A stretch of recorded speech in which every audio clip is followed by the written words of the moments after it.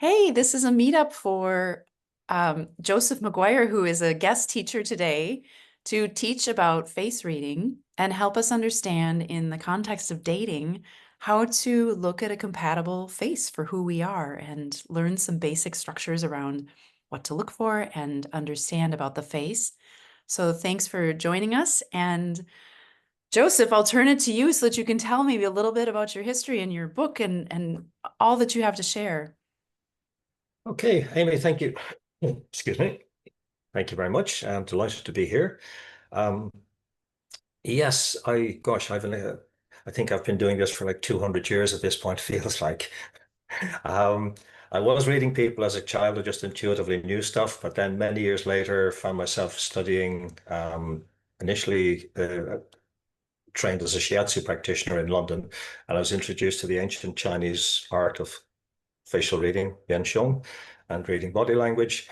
And it just sort of light bulbs flashing everywhere because it gave me a structure to explain what I was doing intuitively anyway. And the more I delved into the ancient Chinese tradition, I was introduced to it as a diagnostic tool initially, but the more I delved into it, the more I learned that it had been used in business and politics over 3,000 years. And in essence, it's about communication. It's about how recognizing who the person is from their facial features, because even our static facial features reveal a huge amount of information about who we actually are. Our static facial features reveal a lot about our origins, genetic makeup, but and also emotional makeup in terms of what our parents and grandparents passed on. And then the face is also regarded as a life map. So it tells us when, it doesn't necessarily tell us what happened at particular times, but it tells us that we had very significant experiences at particular times. So, so the face can be looked at in many different ways. And I've been using it. I was a therapist for 30 years, so I was using it to um, both diagnose people, but also to uh, to communicate with clarity with them, because one of my favorite quotes is from George Bernard Shaw, where he says the greatest illusion about communication is that it has happened. And the fact that something might be clear in our mind does not mean it's clear to the person we're speaking to, or whether that's one person or a larger audience. Excuse me. So I'm helping and have been helping for many years people recognize the person in front of them, how they best receive and process information. So rather than us just talking at people, which is so often what happens, I'm helping people to tailor their communication for their audience, and then to watch and observe what's actually happening. Sorry, I should take a drink, make it a bit easier. Yeah, that's fine. Because it's one thing to, again, to have spoken, and even if the message excuse me, even if the message appears to have gone through clearly, it's then what happens after that. So it's a whole process. But I'm not just looking down at static facial features or facial expressions, because I've done a lot of other training since then. And I've done a lot of training with former FBI special forces trainers in interrogation, negotiation, elicitation. So I'm helping people now. I've been primarily over the last 10 years working with people in a business context for like executive interviews, negotiation, communication skills training. But I've been doing a lot of work with women who unfortunately typically come to me after the fact of having been let down or horrendously treated in some cases in relationships with guys. And to me, I know women will disagree with me, men are basically simple creatures, easy to read. So I'm looking to do a lot more work in helping women, identify both the green and the red flags, not just from faces, but also giving them strategies, tactics, insights, so that when women are going on dates or even in early stage relationships, they can uncover the true character, motivation, and intentions of the guy, so that if it's the wrong guy, they will recognize it quickly and be able to exit rather than having to struggle and suffer, whether that's physical pain, mental pain, emotional pain, financial pain. In some cases, it's all of the above. So that's really where I'm coming from at the moment. I've over the years I've had more female than male friends, and it's always bugged me to see people being treated badly. I don't like injustice. I don't like cruelty. So where I can help, that's that's something it's just really important to me. And thinking then in terms of the bigger picture, as far as I'm concerned, we need far more strong women expressing themselves and demonstrating themselves in the world, and women coming from a place of true confidence, because men have messed up the world far too much. And it's not to say automatically women are going to do a better job, but I would certainly like to see a lot more women in prominent positions who are looking to change the world in a better way. I love it. Yeah, and I agree. I think it's time for somebody else to hold the reins a bit and lead us into something different. Yeah, amazing. And I'm with you on the social justice. That's Oh what yeah. brings us together. Yeah. Excellent. So, Joseph, do you want to get into the techniques and share? You have a PowerPoint presentation, or are there other things that you want to share with us before that? Well, that's essentially it. I mean, the whole Okay. I do have a variety of slides ready. Okay. I'm obviously looking to make it engaging and conversational rather Yeah. than me just talking, because Yeah. I can get tired of my own voice, never mind how other people respond to it. Sure. So, No, we like it. Well, yeah, I'll ask a lot of questions. So, great, great. Yeah, yeah. yeah, because Well, I'm curious. let me bring up Okay. the slides. Sounds good. Okay, it's always helpful when technology complies and does what we want it to do. So, Indeed, it is. I see yeah. it. Yeah. Um, I just love this. I just love this image because I've met so many women over the years who've basically been kissing frogs. Now, it happens I do love frogs, but not in the context of romance. And I've met, again, too many women who've been, like I said, mistreated, where guys have made all sorts of promises which have turned out to be, yeah, complete BS. That's just being polite about it. Yeah. So I'm sure our listeners ideally, can relate to that for sure. Yeah. yeah, Years. unfortunately, yes, yeah. Yeah. So ideally, we're meeting somebody, we're going on a date, and we're looking to have a really positive connection. So I've just taken a few slides like this from different cultures, different ethnic kind of backgrounds, just for variety, because again, so many of my friends have come from different cultural and different ethnic backgrounds. It's not all necessarily white, Anglo-Saxon or Anglo whatever people, and the basic principles that I'm talking about apply regardless of culture. But essentially, when we're going on a date or we're in a relationship, we're looking for that spark. We're looking for that shared communication, shared commitment, shared joy, shared values, and we're looking for an essentially not just a positive experience on the date, because I'm not really concerned with people who are just going on, a date here and there. I'm really focused on people who are looking for a relationship and real connection. Um, but then when we get to faces, we don't tend to realize it, but we register faces in something like 1/17th of a second. So before we have time to even think about it, we see a face. These happen to be famous faces, actors and actresses. It's irrelevant who they actually are for the purposes of this.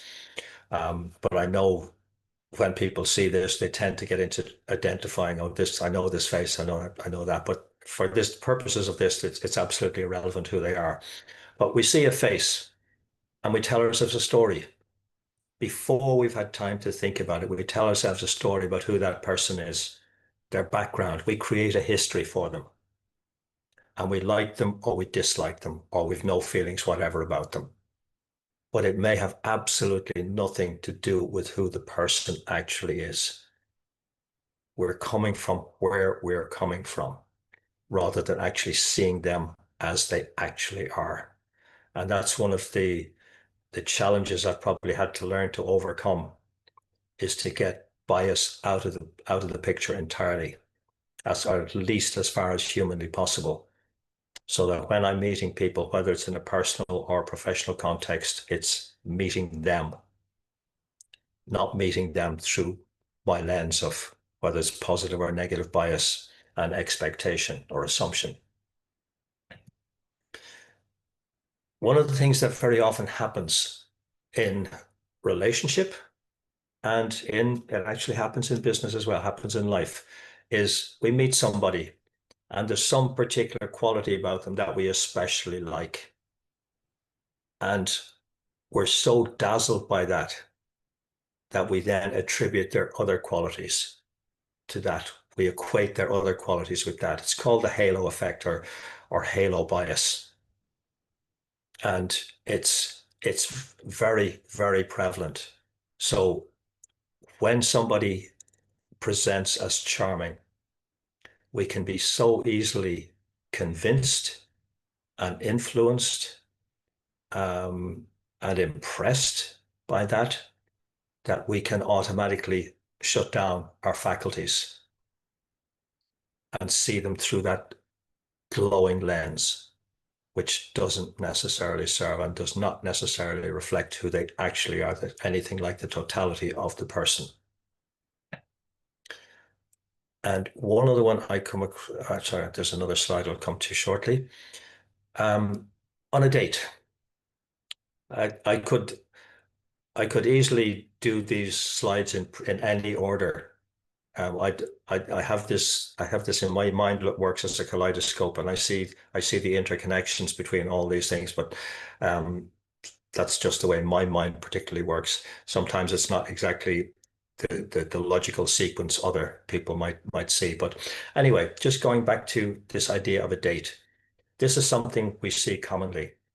We go to a coffee shop, we go to a restaurant, and we see couples together, and one or both are very often on the phone. When we see that, that to me is an immediate red flag in terms of anything resembling commitment. It tells me that people are very easily distracted.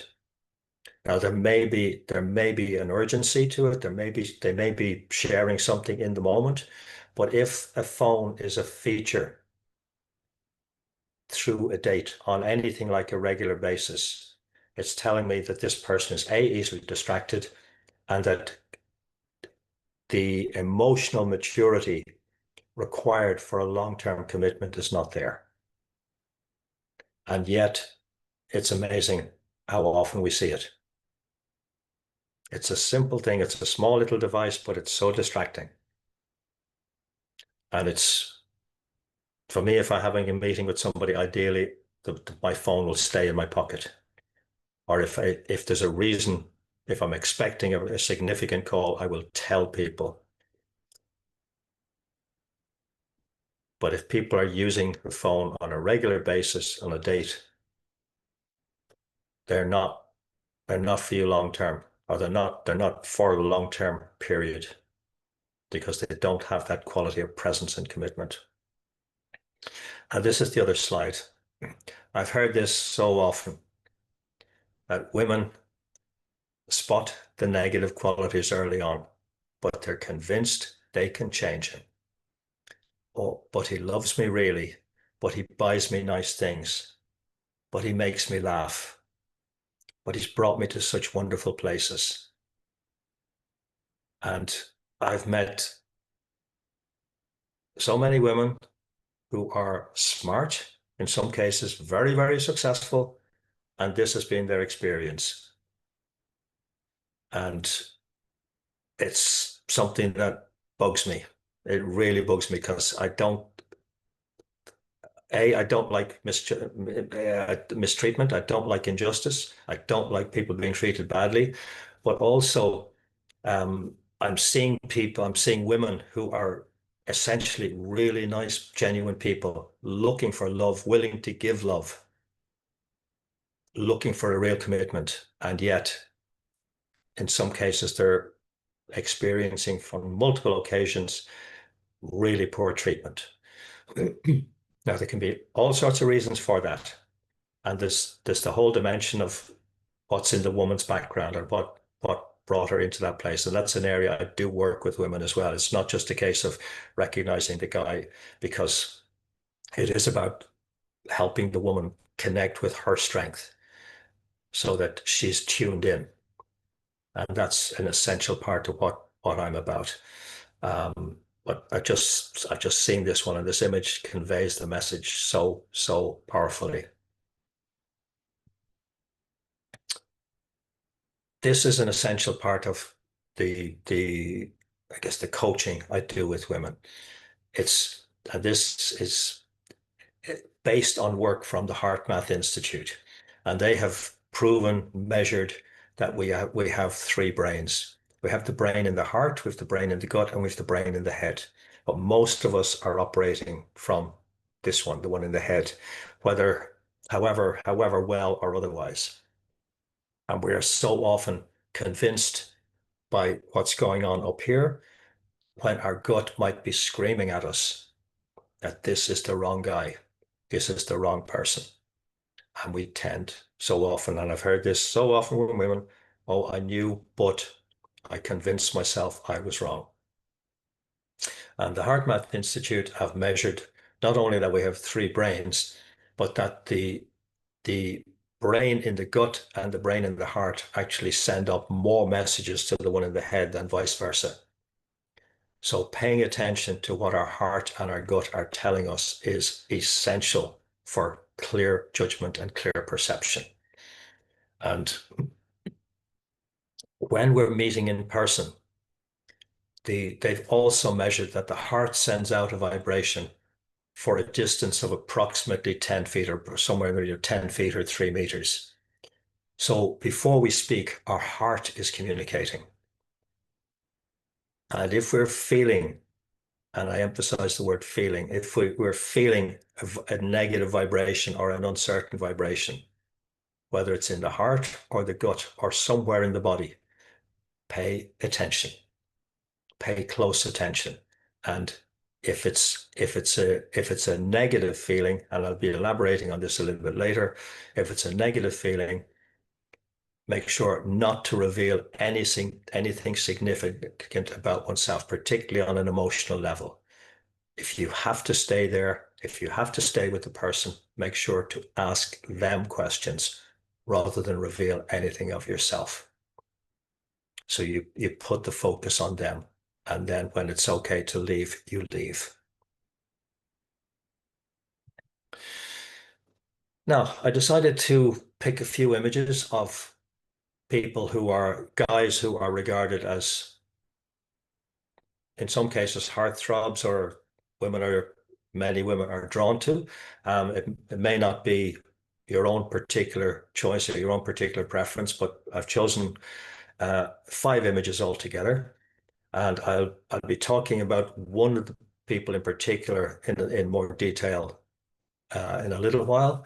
But we are easily impressed by success.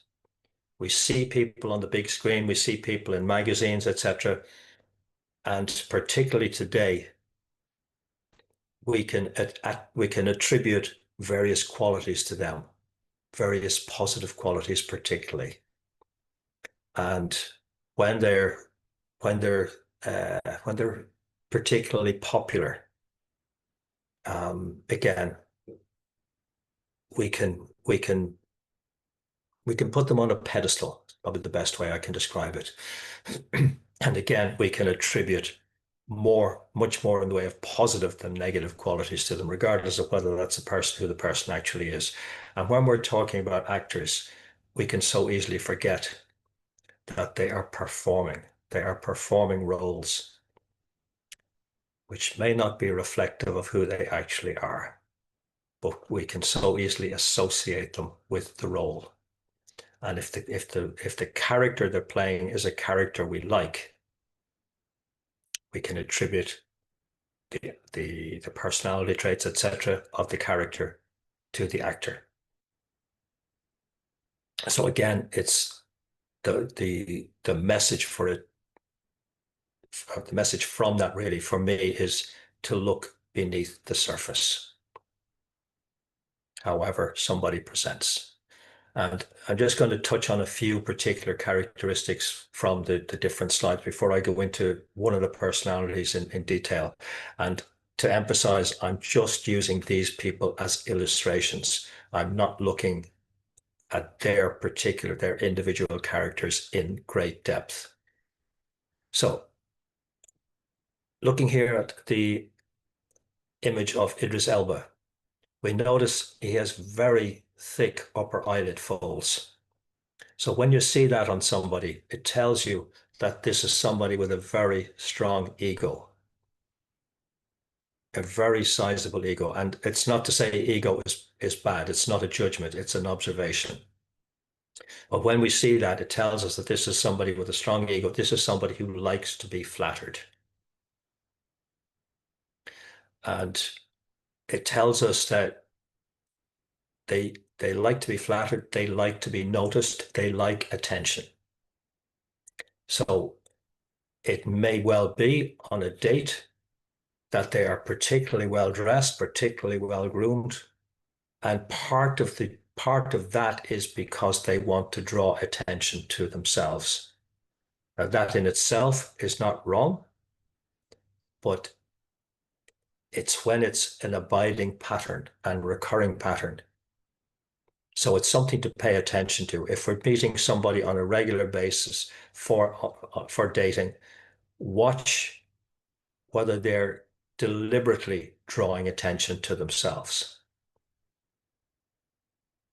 Because it's very often the case they're drawing attention to themselves and they're expecting you or regarding you as part of their audience rather than being there to connect with you. So that's one particular aspect there that it's worth paying attention to. I just draw attention to one other particular thing here, and it's relevant in terms of a long-term relationship. Again, we can be easily blown away. We can be easily infatuated by somebody. They're great company. They're fun to be with. We really enjoy them. They're empathetic, etc., etc., etc. But we can ignore the practicalities. I've certainly done it myself. In the Chinese system I work with, they refer to the nose as the money pot. So the nose can tell us a lot about somebody's relationship with money. And if we think in terms of a money pot, we think of this area around the bridge of the nose or the top of the nose as being like a funnel where the money ideally comes in and flows in. But the area of the nostrils is where the money goes out. So paying attention to somebody's nostrils actually gives you information about their relationship with money. And when you're looking at somebody face on, and I'm not referring specifically to Idris Elba here, I'm just using his nose for illustration purposes. When you see somebody face on, if their nostrils are large and very clearly visible, it tells you the money flows out. They like to spend. So whether the money is actually plentiful or not, they enjoy spending. And spending is one of life's pleasures for them. So if you're thinking in terms of a long-term relationship with somebody, do have a look at their nostrils. If the nostrils, on the other hand, are very, very small, they're likely to be, shall we say, thrifty. Now, I know, Amy, you're in Germany at the moment, and there's a former chancellor many years ago in Germany, Helmut Kohl. His wife, Hannelore Kohl, was once asked how she raised her children. And she answered, mit Sparsamkeit und Disziplin. And that means with thrift and discipline. And so when you see somebody with particularly small nostrils, it tells you they're likely to be quite thrifty and possibly even mean. So having a conversation around money, people's attitude to money, is also an important component for creating and developing and building a long-term relationship, because you don't want to be months or even years down the road and find that in terms of your attitude to money, you're totally incompatible. And again, it's not the most romantic element to bring into the idea of dating, but it's very, very important. Um, moving over to the rock, and we notice here the nose, the the cartilage here in the middle of the nose, the ridge of cartilage. It's very clearly visible here, particularly in the upper nose. And when you see that and the skin is stretched taut across the area of the nose, the central part of the nose, it tells you that this is somebody who can be quite thin-skinned, literally quite thin-skinned. So they don't tend to like being criticized, or they can be very sensitive to what they perceive as criticism or lack of appreciation. So again, if you have somebody with that the nasion, the cartilage being clearly visible, the skin stretched taut there, be alert to that. Are they quite literally thin-skinned and very, very and overly sensitive, not just very overly sensitive to criticism? Joseph, can I ask a question? I'm just going to put the cursor, but do you mean right here? Okay. Yeah, So it's where it's kind of like these folds. That's what makes it sort of tight where the eyes come in. yeah, just Okay. here. Yeah, Interesting. very much Wow. into there. This is Yeah. fascinating. Yeah. Yeah, you'll often you well, I won't say often, but you will frequently enough see it comes more all the way down the nose. It doesn't come all the way down the nose in his case. Oh, okay. But it's very evident there, very Wow. evident. And one that I'm like Lieutenant Columbo. When I start looking at faces, there's always one more thing. But one particular thing to notice here, you notice the way his nose flares out. It starts relatively narrow around the bridge of the nose and then it flares out. That typically indicates somebody who's a slow starter. They don't like to be rushed. But when they get going, they really get going, particularly if it's a really well-developed nose, like the rock there. But they do not like to be rushed. And again, particularly if the skin is stretched taut there, they can be quite thin-skinned if they feel they are being rushed or pushed. Not just rushed in terms of time, but pushed to make a decision.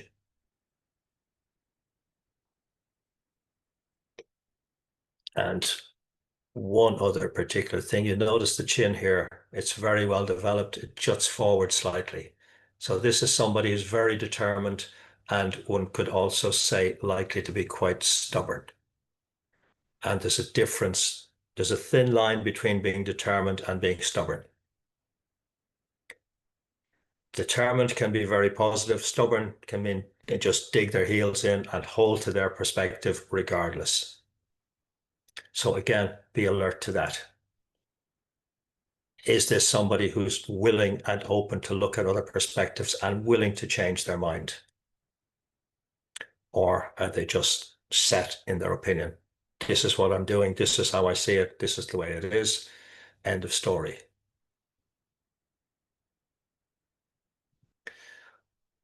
So just moving to two others, Michael B. Jordan and Ryan Gosling. So I know actors will often have their teeth done, and you know, so that the teeth look very even, etc., etc. But teeth can be quite revealing, and ideally, we do want somebody whose teeth are quite even. Because if the teeth are particularly uneven, it tells that there's likely to be quite a lot of emotional ups and downs. And one very famous person whose teeth represent that is a leading politician in the UK, Nigel Farage. If you ever take a look at his teeth are very uneven indeed, upper and lower teeth. And this is a guy who's changed his mind, changed his perspective, and who's had so many falling outs with people. So again, pay attention to the teeth because the teeth in themselves can be quite revealing. One other particular thing here on his face, you notice there's a little dip here around the edge of the area of the bridge of the nose, like a little hollow here.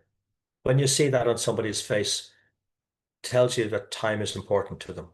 So if you're going on a date, they want to know what time is it? Where are we meeting? How long for? They're very factual around time and they're going there with an intention. So they want ideally something positive to happen. And they expect you to be punctual. So punctuality is very, very important to them. And they want clear decisions about when, what time, and where. Very, very important to them. And this applies to men and women. When you see that little dip there, it tells you time is really important. So they expect you to be punctual and they intend to be punctual. It will tell you that if they're not punctual, there's something has gone amiss. Something has actually happened to cause them not to be punctual.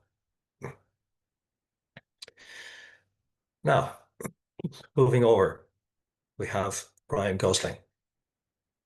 So he has a much more slender nose, but unlike The Rock, it's not that the skin is stretched taut, just a slender nose, and it's pretty even all the way down. So when you see a nose that's slender like that, it tells you that this is somebody who is very sensitive by nature. And by sensitive, I don't necessarily mean they're going to be, you know, crying on their sleeve, crying, bursting into tears. I mean, they have a genuine sensitivity to their character. How other people are, how other people are feeling is important to them. So they are going to pay attention. If you're on a date with this guy, he will pay attention to you because he's genuinely interested.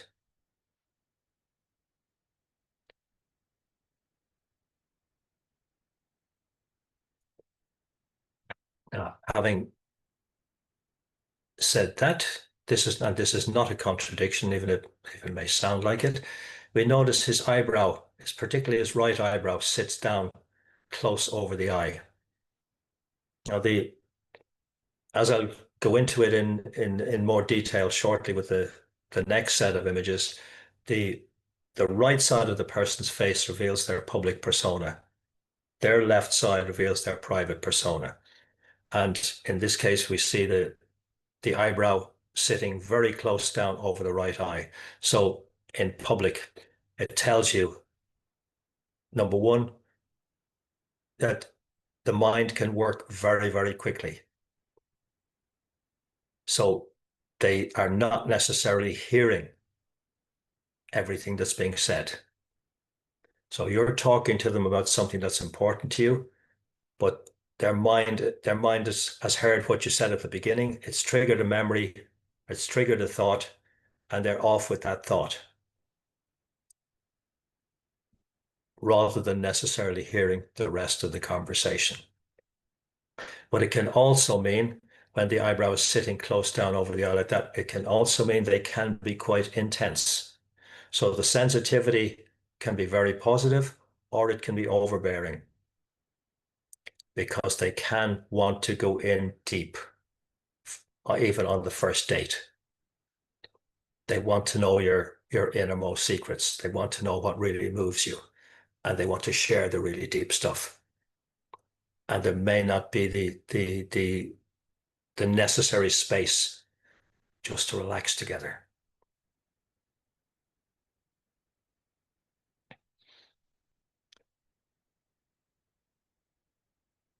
Okay, I'm going to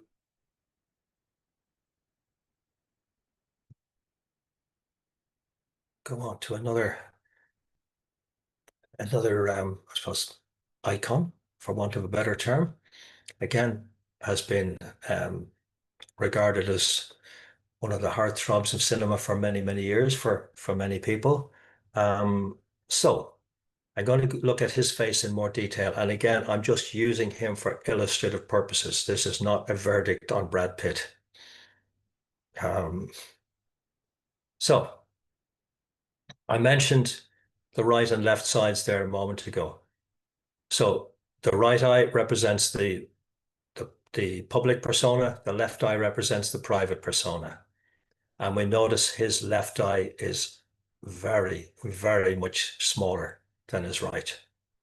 So when we see that on somebody, this is telling us a lot about who they really are. So in many respects, this is somebody who is very closed off in terms of their private persona. And if you're looking at somebody as a potential partner, you want, in most cases anyway, you want somebody who is more emotionally open and emotionally available. But when we see the left eye being as small as that, and there's so little of it visible, and assuming there hasn't been it hasn't been because of like physical damage to the face, then it tells us this is somebody who's in many ways, in many respects, emotionally closed off. So they may be very charming in public. They may be very charming on the date, but long term, we should be cautious. Um, Obviously, he's had a couple of marriages that haven't ended particularly well. The last one in particular. We also notice the fleshy area here above the eyebrow, or sorry, below the eyebrow and above the eyelid. When we see there's no, or there's almost no visible eyelid fold here because of that flesh, it tells us that empathy is not their strongest suit. That again, they can be charming, but this is not the warmest of individuals. So again, it's just to be alert to that. And going down here, we notice his mouth is off center. And we're seeing it slightly tilted up to the left. And although this is not a micro expression, anybody who's watched the TV series from some years ago called Lie to Me, which was a very popular TV series, the first series of it was based on the work by research psychologist Paul Ekman and a colleague colleague Wallace Friesen, where they traveled around the world over a period of several years, studying different societies from what we call modern civilization to tribes that had never seen a white man or white person. And what they found was they showed people of all sorts of different backgrounds, slides of faces. And what they found was there are seven what they call universal micro expressions. There's happiness, sadness, anger, disgust, fear, surprise, and contempt. And the six of them are bilateral. In other words, that you see the same expression on both sides of the face, but the only one that's unilateral is contempt. And the micro expression for contempt is like a very quick flick of the lip, and it can be either side. The lip flicks up one side, and it's literally like that. But the set of his mouth there is almost indicating an element of contempt. So again, it's just to be aware of little things like that. And there like I said, I can be like Lieutenant Columbo when I start looking at faces in detail because there's always one more detail. Um, but looking here, he's got that little hollow, that little sort of dip there. But we also notice there's a horizontal crease here across the bridge of the nose. Um, so obviously people are going to be of different ages when they're dating.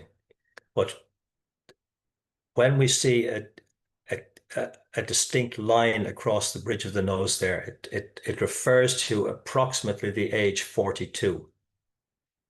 So if somebody has passed 42, it's interesting to ask them, what happened? What happened in your life that was really significant around the age of 42? And how they tell you about it will be very revealing.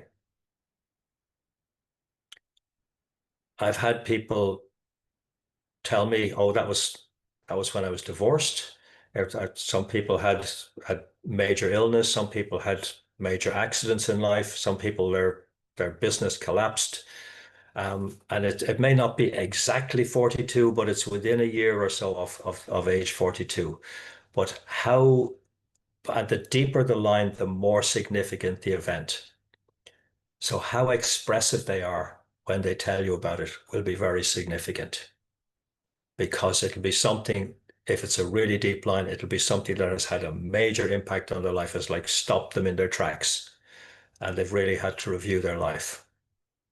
So if they're just glossing over it, they're either hiding something or they're not very open.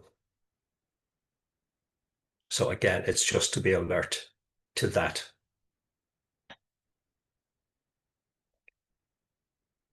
Now it's not, we're looking at this, just looking at this vertical crease here going up above the eyebrows. In some cases, some people will have a much deeper one, much more distinctive. But the deeper this line, the more significant it is. Like I happen to have a particularly significant one in the middle here myself. And when you see a really deep line like that, it tells you that it's typically being passed on by one or both parents. And very often there's a history of alcoholism in the family. So it's not that this individual is an alcoholic, but it's likely to be in the family background there somewhere. So paying attention to how this person is around alcohol will be important in a relationship. But you will also find they tend to have strong perfectionist tendencies. And they can be very self-critical, but if they're but it's also reflective of blood sugar levels and a tendency towards hypoglycemia or low blood sugar. So if they're not managing their blood sugar levels well, they can not only be hypercritical of themselves, but they can be very critical of others around them. So if you're with somebody and they have this line like that, it tells you it's worth paying attention to how they are when their sugar levels are low. Are they snappy? Are they giving you quick, short, snappy kind of answers? Are they asking you very sharp questions? What's their tone of voice when they're speaking? Um, how are they? How are they when they're eating sugar? Are they drawn towards eating a lot of sugar? Because that will tend to get their sugar levels swinging back and forth between hypo and hyper, and that may correspond with mood levels as well. And one other particular thing from this image, we notice the lower lip. It's quite puffy. You see the underlying edge of the lower lip there? When we see that, we mentioned the three brains earlier, and in the diagnostic tradition I learned, the lower lip relates to the colon. So when we see puffiness or swelling here, it tells us there is likely to be actual physical swelling or inflammation in the area of the colon. So paying attention to that is important because something like 90% of our immune system is situated in the colon. So again, we want a healthy partner. And if they're not taking care of their colon, they're likely to be more prone to illness. So that's one thing. So paying attention, like very often people will go for a meal on a date, paying attention to what they eat and how they eat. It's not that I recommend you become a spy on the date or be really intrusive, but it's worth paying attention to these things. Because if they're very sloppy in their eating, or if they're really overindulgent, again, they're likely to be impacting their colon, which again impacts on their judgment. And going back to the idea of the three brains, we talk about gut feeling, we talk about intuition, and so much of our intuition is stored in our gut. And if we if we go to the if we go to Eastern traditions, if you think of the image of the Buddha, the Buddha is always presented as having a very big belly. And the likelihood is that the Buddha himself looked nothing like it, because by all accounts he ate very little, so he was probably quite thin. But there's a symbolism to all the features on every statue you see of a Buddha. And the idea behind the big belly is that his intuition was so great that his belly could hardly contain it. So when somebody's colon is not healthy, their gut feeling, their intuition is likely to be greatly diminished, as well as their immune system being impacted. Now, going from that to this, we like to think of our features as being symmetrical, but very few of us actually have really symmetrical features. And apparently something like 1 in 10 million people has really symmetrical features. But I mentioned earlier about the right and left sides, and the right side representing the public persona, the left side representing the private persona. So here we have two right sides rather, and it looks like a completely different person to the one we saw a moment ago. Um, and I'm just going to refer to a couple of things here. Number one, we notice the right side of his jaw is actually much larger anyway on, so it tells you again there's far greater emphasis on his public life, particularly the area of physical activity, physical vitality. And so this is likely to be somebody who's much less active physically in their private life. So it doesn't imply that he's necessarily lazy, but there may be less of a commitment to actually getting things done at home. So again, worth paying attention to. And I could have looked at this in the first image, but I'll just refer to it here. We notice there's darkness under both eyes. It, it is actually under both eyes, but in this case, we're just seeing the right eye twice. When we see darkness underneath the eyes, in the oriental system, this area relates to the kidneys and the adrenal glands. So it tells me that this is somebody who's carrying a lot of stress, a lot of fatigue.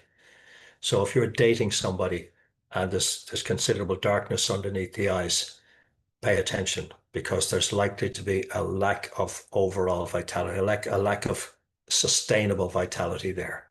And that will apply physically as well as mentally and emotionally. There's an element of exhaustion in who they actually are for whatever reason. And they're carrying that with them. And one other thing here, you notice the top of the ear is level with the eye, but it's way below the height of the eyebrow. When we see that, this is somebody who does not like to be pushed, does not like to make decisions quickly. If you want them to make a significant decision, particularly around any kind of a commitment, give them time. Don't just launch it at them and expect them to give you an answer now. They will. It's not that they can't give you an answer, but they won't be comfortable with it. They always do best when they're given time, especially around significant decisions. Very, very important to them. Then when we have two left sides, again, it looks like a completely different person.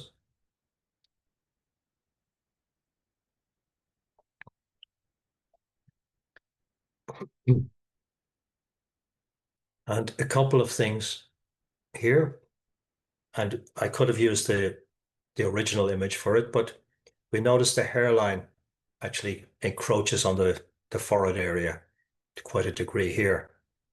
It does it also on the right as well, but we're just seeing two left sides here.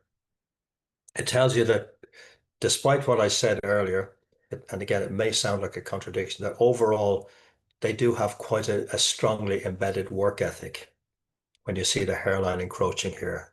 And this has been modeled by their parents. If it's more on the right side, it's been modeled more by their mother. If it's on the left side, it's more by their father. In some cases, you will see it on both. And the abiding messages they grew up with are, if you're going to do it, finish it. If you're going to do it properly. And work comes before play.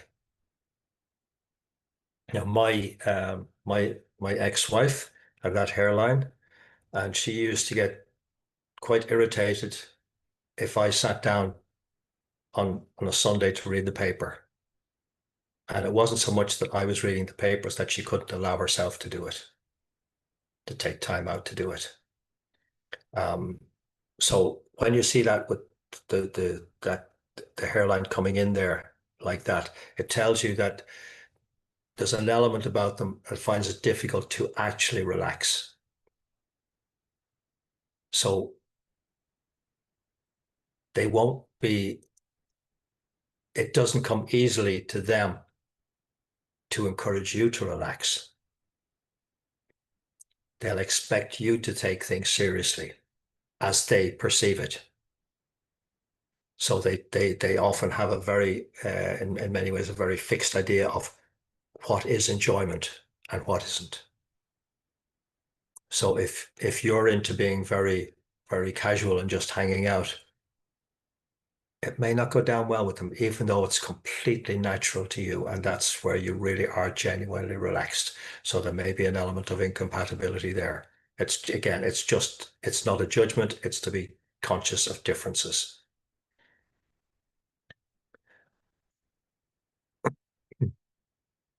Just go back up to the original image. Again, the chin. It's not as protruding as others, but it's a relatively square chin. Again, can vary between being determined and stubborn. So the more prominent the chin, the more that's likely to be a feature. And again, it's just to be conscious of it. And just for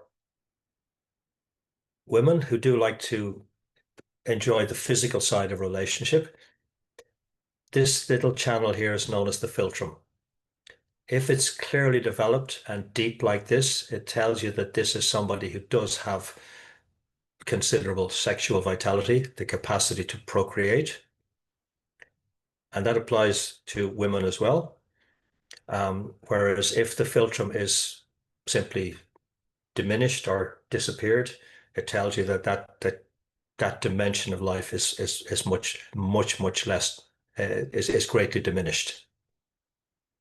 Yeah, I could go into other areas there, but we'll pass on that.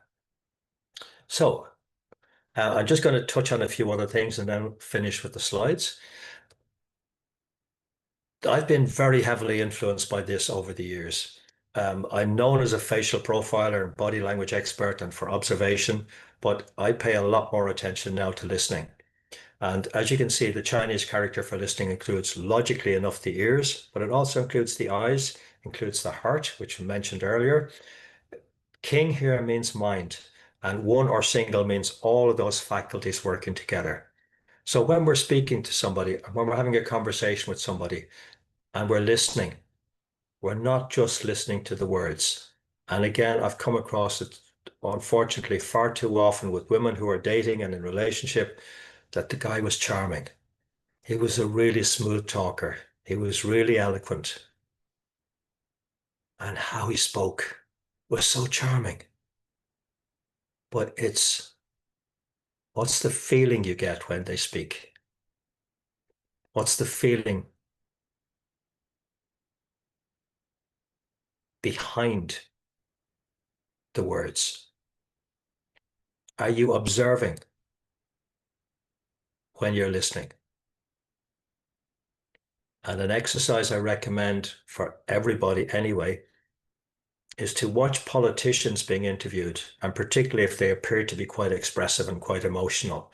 Watch the interview and listen to it, and then rewind and watch it with the sound off and ask yourself, does that feel like what you just heard?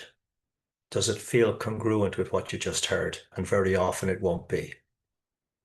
It's a very useful practice for paying attention to the listening, combining listening and observation. And so often our mind, the head brain, as it were, is telling us one thing and our body is telling us something very different. So paying attention to not just the words themselves, but how the words feel. And how does it feel in your body? How does it feel in your heart when you're listening to somebody on a date is very, very important. I love this quote. There's a lot of difference between listening and hearing. And we're never just listening to the words. It's what do we hear in the energy that the words carry. As a friend of mine says, words are just the envelope. They're not the letter.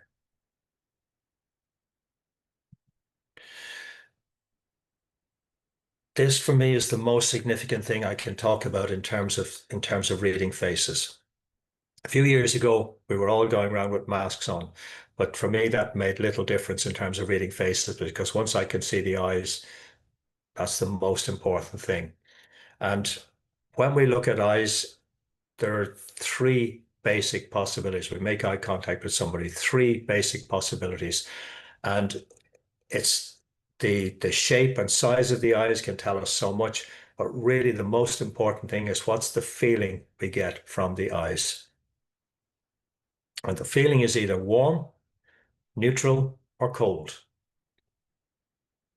If the feeling we get from the eyes is warm, then carry on, proceed. If the feeling is neutral, go carefully. Don't reveal too much about yourself, certainly anything of significance, and make sure to ask them questions. Gather information about them so that get them to reveal themselves. If the feeling, on the other hand, is cold, exit stage left as soon as possible. Don't overanalyze it. If you get that feeling, that gut feeling, that heart feeling of coldness or discomfort, move away as soon as possible. Don't stay to analyze it. Again, I've come across that, unfortunately, too much with women. They had that feeling and they stayed, oh, I got myself ready, I got my hair done, so I should stay. Um, he he sounded so lovely on the phone, etc., etc., etc., and not trusting their own deeper intuition. Now, I'm just going to talk a little bit about what these different sets of eyes uh, illustrate. And obviously, these are four famous individuals, so I'm not particularly referring to them as such, but I'm just using them for illustrative purposes. Now, obviously, we recognize these eyes here, the top left, Donald Trump. And I don't know if it's true or not, but I did hear I did read somewhere years ago that he modeled this squint on the Clint Eastwood character from the Dollars trilogy of movies because he thought it made him look more macho. Um, I don't know if it's true or not, but certainly in photos of him in his younger years, his eyes were nowhere near as narrowed as that. But you meet somebody and the eyes are very narrow like that, and where there's no visual impairment. It tells you that this is an individual who is approaching things quite clinically. Their approach to relationships tends to be transactional. And that's across the board, whether that's social, personal, business. Their approach to relationships tends to be transactional. So if you see somebody with the eyes narrowed like that and there is no visual impairment, just be prepared that they're concerned with how is this of use to me? What's in it for me? Rather than any uh, any desire for real engagement and real commitment. Next one across is the snooker player, Ronnie O'Sullivan. And you notice he's got this unibrow or monobrow, as it's often referred to. And there's an old saying in these parts that you should never trust people whose eyebrows meet. The reality is the opposite is more likely to be true. That if somebody's eyebrows meet like that, number one, they are less likely to be trusting. You have to earn your way into their trust. That's the first thing. And if they feel you have broken their trust, you're out. That's it. Second thing is their minds tend to be particularly active and they are often prone to insomnia. So that can make for a lot of anxiety. And he has spoken and written openly about working with Professor Steve Peters in the UK because his mind has been so overactive. So that's one thing to pay attention to uh, in terms of eyebrows. Middle one is Mitt Romney, U.S. Senator, and again, when you see the eyebrows sitting close down over the eyes like that, it tells you they take in information quickly, and again, you've told them something as the beginning of a story, and their mind has taken it and gone off somewhere else with it, and they're not necessarily listening because their mind works quickly. And when you're speaking to them, ideally speak quickly. If you speak very slowly and their eyebrows are sitting close down over the eyes, you'll lose their attention very, very quickly. So getting the rhythm of speech right is important. And one other thing there, if you're speaking with somebody and their eyebrows drop while you're speaking, it's a sign they have stopped listening. So you better stop speaking and ask them a question to engage them. And the final one then, lower down here, is Lance Armstrong. Again, um, we've touched on this image earlier, I think with Brad Pitt, but when you see there's no visible upper eyelid fold and the flesh is covering it here, it tells you lack of empathy. And his eyes are never particularly warm anyway. But when you see that, it tells you this is somebody who's not going to be touchy-feely and all warm and soft. That's just not who they are. And if that's what you want, look elsewhere. Now, almost at the end. This is just a very, very short video clip. I should learn to speak English. And this is he was the Minister for Children in the previous Irish government. And this is another visual indication of contempt. It's a very short clip and it's very obvious what he does here. So let me just quickly play the clip. And I should preface this, but he was being interviewed by a journalist he didn't like for a publication he didn't like. And it would be very evident from what you see happening on his face.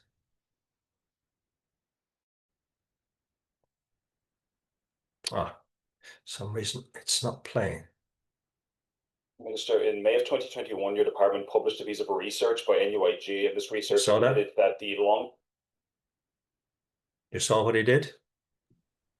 Well, he was rocking back and forth a little bit and looking down. No, no. Let me see. Oh, Minister, in May of 2021, your department published a piece of research by Threw NUIG, his and eyes this up to the research heavens. admitted that the long say it again, Joseph. He threw his eyes up to the heavens. Yeah, okay. And just, it's a gesture of being dismissive and contemptuous. Okay, gotcha. And it's an indication of where he was at, that this is somebody who he absolutely did not like, and the publication he did not like. And it's such a classic illustration of somebody being contemptuous and dismissive. And if you Show it. see that, if you see Oops. that happening on a date, you know exactly what it means. Yeah. So whether they treat you or the waiting staff like that, if you see it, you don't want to be with them, because that's indicative of their behavior. Can you show it one more time? I feel like there's a little delay. Sure. Minister, in May of 2021, your department published a piece of Okay. research by NUIG, and this research admitted that the long Yeah, for sure. I see that. Yeah. And it's like I talked about the micro expression with the mouth earlier, but that one, it's just the eye roll. And it's something people will do unconsciously. But if you see them doing it, if you're on a date with somebody and they do it, it's indicative of what's really going on for them. And Right. it's an indication of character. So just be alert to that. Yeah. And then Minister, in May of 2020, for people who may be interested in learning more specifically about reading faces, that is my book, self-published. It's only available as a hard copy through my website. It is available on Kindle, and that is some of the slides. Whoa, Joseph. Thank you. That was amazing. And the book is great. So I highly recommend that you take a look at that, because it's also nice to have the photo there and the information to be able to go back to it, because we're new to this, many of us. Oh yeah. I'm sorry if I seem distracted. I was taking some notes. So, I'm going to start off by, well, thank you. And, I love the cell phone during social time, or connection, time to connect. I see that often in restaurants, and I know I say to somebody I'm sitting with, I do have something that I have to check, but then I'm not on my phone, so I like that you brought that up. And then heed the red flags. What's interesting is in that photo, I didn't see there are two children's heads with their backs to us, so you see this, it's the family situation, but I can say that I know many women in my age group who have said, yeah, there were a few, but you figure it'll be okay because there's just a few, so even Mhm. in my own relationship that was a long-term relationship, that, and something that you said, I think one of the things is women crave intimacy, right? Like the ability to just be quiet with somebody Yeah. and connect, not necessarily with words, but just be. That connection is important. And yeah, I also liked that if somebody you're getting a sense that they're not right for you, to ask them questions and not reveal yourself. And hey, I just did Yeah. that today, but it was with a woman. Yeah. Yeah. Yeah. I was like, let's not do this. But Yeah.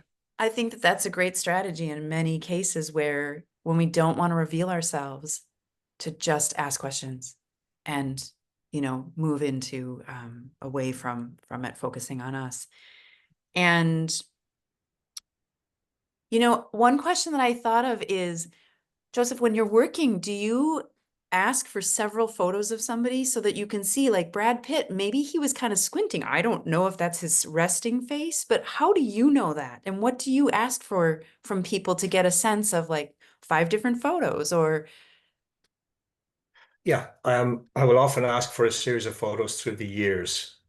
So if I okay, get a photo from 10 years ago, 5 years ago okay, now, yeah, or in some cases they'll send me video, so I will see the person in action, and sure. so the visuals and speaking. Mm-hmm. But even one single photo will give me a lot of information, and then I will ask questions. So if I'm doing a consultation and somebody has sent me even just one photo, that will give me a lot of information about the person, but it will also give me questions to ask about them and their behavior.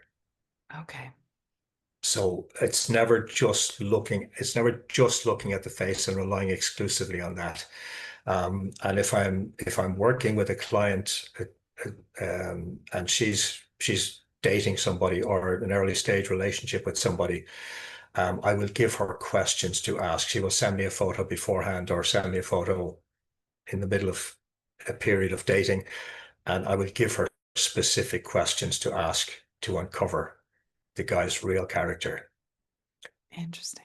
because you want to see the person in action. Hmm. You want to see how they're actually responding.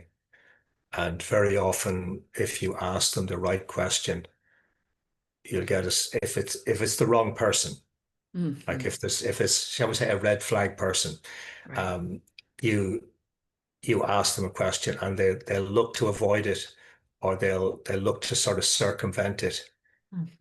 and you'll notice something in their facial expression, or they'll move back, or they'll distract themselves rather than answer it really wholeheartedly.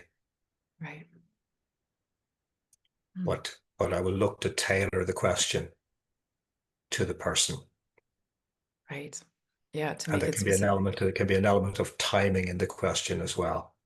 Uh-huh, I bet. So you don't just, as soon as you've sat down, you don't just launch into the question.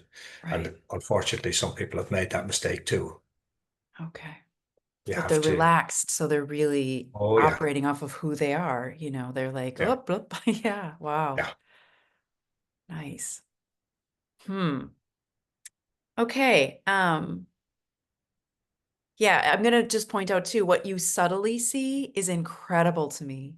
And I know that subtlety in this world because I'm an intuitive, but it really impresses me. And the one example I'll give is I wrote down, I'm going to practice the flick of the lips so that I can be contemptuous with somebody, like, get away from me. yeah, But that subtlety that you saw, I was like, wow, I would not notice that. Of course you would, because you're in this, but impressive just to notice that tiny little degree of facial shaping that changes yeah, things. And I also have to say, I wanted a mirror in front of me. I could be like, oh gosh, I've got the chin. I think we probably all do, right? Um, so I think the last thing I'll say is I just felt like I just want to hang out with you all the time, be like, okay, what about this? What about this? Because there's so much information that we, of course, intuitively can sense things about people. I do think women are coming into a time where we're much more able to understand not to do what we've done in the past, even younger women, not all of them, but many, because it's breaking down. And, I say to my peers that we were born into a time in late 70s and 80s movies where the message was the woman is dumb. This person that's not white, that's a man, is foolish. This, so it's always the mhm, white man perpetuated as the hero and the amazing. And I think no wonder we have this concept that women have to kind of put up or and do that, and yeah, I think that story is really changing for us, and your work is profoundly going to change that too, for people to be able to say this is how we can see it differently, we can see those attributes. And I love too the line in the forehead when you were mentioning that. I know somebody, it's a woman in a family, and I've always felt like the entire family is non-emotional mm, and there's dysfunction there, but that works for all of them particularly well. oh yeah, But the one kid who has the big, line, and it's deep when they were very young, is the only one in the family who's emotional. And I thought yeah, you have the heaviest burden to carry. And to me, when you said the alcoholism or so on, for me, I look at that as anger. oh yeah, That there's anger in the family that's generational. And I think with that child, well, they didn't show it. There was definitely perfectionism. And I mean, right on the money, how oh yeah, they size up, yeah, in their persona. yeah, So yeah. amazing. Yeah. Yeah, and there's so many, like, we've just scratched the surface here, obviously. Yeah. There's so much more there. But one word I've been hearing a lot recently is the word sovereignty. And Hmm. that's really what drives me is to help and support more women being in their sovereignty, Yeah. where they're just in that place within themselves that they know who they are, they value themselves. And that's unfortunately, I mean, you'll know it better than I, so many women haven't learned to really value themselves. Right. And obviously it applies to men as well, but um, the more women are in their sovereignty, the less nonsense is just going to happen around them. Really is that Right. simple. Well, and as we're recording this, the beautiful thing is that we are um, in an energy and a time where we're heading into a power that's saying, just say no or speak up or do the thing. And I mean, I'm going to say I did that twice today and it got results, good ones, positive, powerful. And, where I was communicating with people from where I'm from, and where I'm from, we don't do that. We're passive and we eat sugar coated and go easy with them. Oh yeah. And one of them said to me, are you angry with me? What's going on? But what happened is I said, I'm just not being Minnesotan about it. Hmm. Right. Yeah. And they accepted it. And I think that this is the position too. And I honestly feel, well, clearly sensitive men are going to probably feel similar to what women feel. But the other piece of that is that we are um also, I'm losing my train a little bit there for a second. Give me a minute. Ooh. And then the video is slow for a second, but that men are also like this relationship to self, even for men that seem like they're getting it, isn't working. I Yeah. don't think that our world really works for anyone. So I think men need sovereignty too in a almost a greater way than women because we were, I'm going to just say suffering or struggling. We actually, I think, maintained or were capable of seeing ourselves at a deeper level because we, in a way, had to do that. But Yeah. that's an interesting thing. Are there other things from what I said that you want to recap on or came up for you? Um, well, I'm always stimulated by the questions Okay. and the observations because it's one thing for me to be presenting all this stuff and to know that this is just, like I said, scratching the surface of it. Mhm. But the more opportunity there is for actual engagement and questions and feedback, the more I can give, the more I can contribute. So it makes me think of another question. How does age and the change in your faces due to age play a role in this? Yeah, like I touched on earlier, the face is like a life map. Hmm. So you've got like, although logic, I mean, obviously the ears are not on the face, but from the Chinese perspective, the ears represent the first 14 years of life. And then Okay. you've got like the teenage, the sort of the late teens, 20s, 30s, etc., working down the Mhm. face. So depending on how old somebody is, that will tell me where on their face they are in their life.